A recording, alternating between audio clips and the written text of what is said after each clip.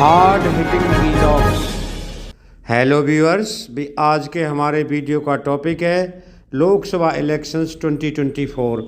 दोस्तों, इस वीडियो में हम पड़ताल करेंगे क्या विपक्षी पार्टियों में कोई विन विन डील हो सकती है, क्या कोई ऐसा कंप्रोमाइज हो सकता है जिससे विपक्षी पार्टियां 2024 के लोकसभा चुनावों में बीजेपी को कड़ी टक्कर दे सकें।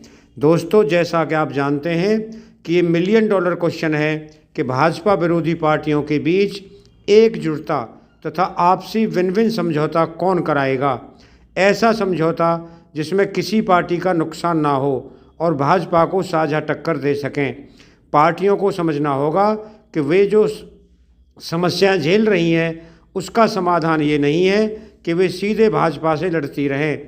ध्यान रहे, आज देश की कोई पार्टी या कोई नेता ऐसा नहीं है जिसके ऊपर केंद्रीय एजेंसियों की जांच की तलवार नहीं लटकी है। अरविंद केजरीवाल की सरकार के डिप्टी सीएम मनीष सिसोदिया की सीबीआई और ईडी दोनों में जांच चल रही है।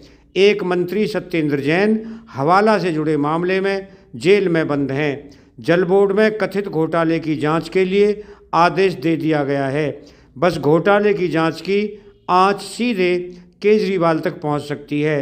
विपक्ष की एकता के लिए सबसे मुखर होकर काम करने वाले तेलंगाना के मुख्यमंत्री के चंद्रशेखर राव की एमएलसी बेटी कविता को दिल्ली के शराब घोटाले में पूछताछ हुई है। दोस्तों, जैसा कि आप जानते हैं कि लालू प्रसाद से लेकर अखिलेश यादव और ममता बनर्जी से लेकर उद्धव ठाकरे तक हर नेता के परिवार या पार्टी के दूसरे लोगों के खिलाफ जांच चल रही है।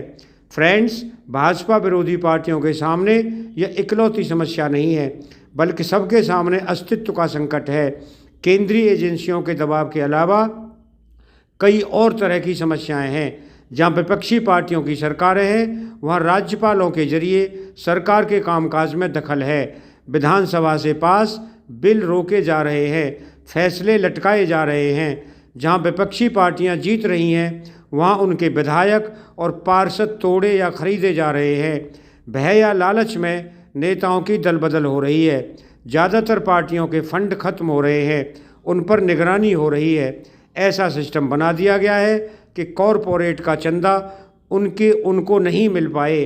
अगर कोई पार्टी ये सोचती है कि वह अकेले चुनाव लड़कर भाजपा को हरा देगी तो इन समस्याओं से निजात पा जाएगी, तो यह उसकी गलतफहमी है। दोस्तों, लेकिन सवाल यह है कि यह बात विपक्षी पार्टियों को कौन समझाएगा। किसके बूते संभव है कि सभी विरोधी पार्टियों को एक टेबल पर लाया जाए और राज्यवार गठबंधन की पहल की जाए।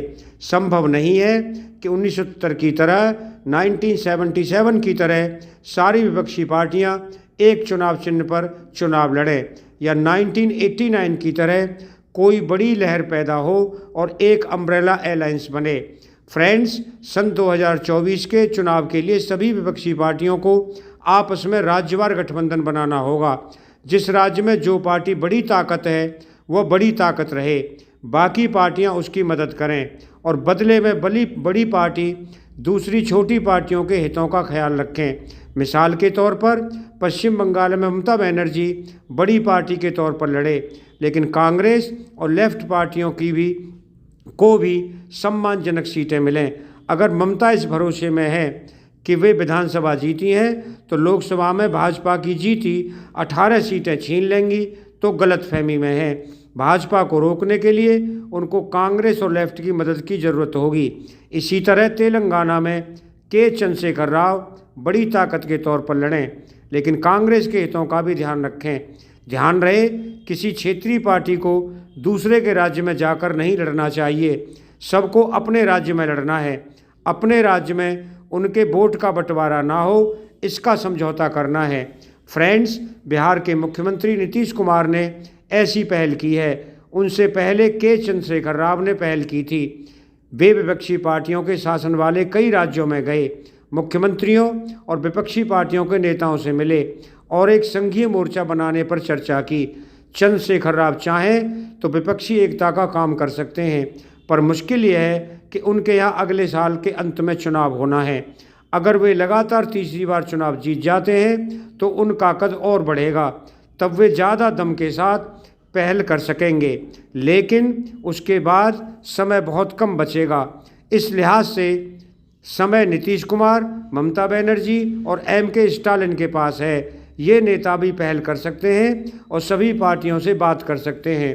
फ्रेंड्स, सबसे ज़रूरी बात अरविंद केजरीवाल को समझाने की है। देश के ज़्यादातर राज्यों में छत्रपों की अपनी राजनीति है। कोई दूसरा छत्रप उनकी राजनीति में दखल देने नहीं जा रहा है। कांग्रेस हर जगह है, लेकिन बिहार से लेकर झारखंड और तमिलनाडु से लेकर महाराष्ट्र तक उसके प्रादेशिक छत्रपों के साथ गठबंधन किया है और उनके साथ लड़ती है। सिर्फ आम आदमी पार्टी और ओवैसी की AIMIM पार्टी है जो कहीं भी जाकर लड़ते हैं।